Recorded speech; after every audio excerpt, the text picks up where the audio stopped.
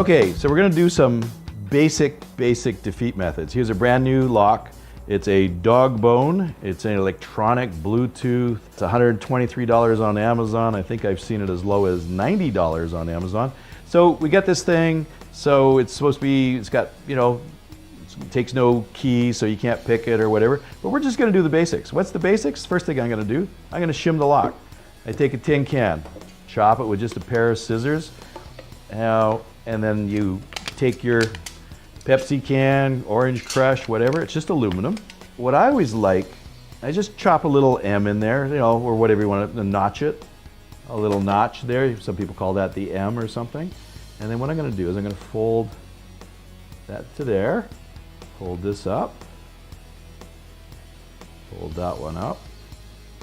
Now there's professional ones you can buy. This is just inexpensive, easy to do. Pair of scissors will chop it. We're just going to round it off here.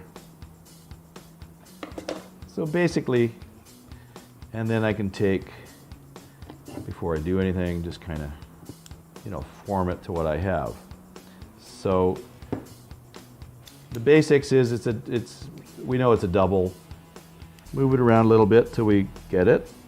There we go. That's one side done. Put in the other side. Again, just go to the side. So pretty basic. Basically, we're just spring-loaded. We're just defeating each side. Pretty simple. Gee, there's nothing to this one. Basically, it's just going in here, and we're rotating it, cover that over. Bottom line is, we're getting all these high-tech locks out there, and they can't survive basic methods of entry. And there's no sign of entry on this. So again, the moral of the story is, don't trust locks that pretend to be smart. This is a dog and bone Locksmart Mini.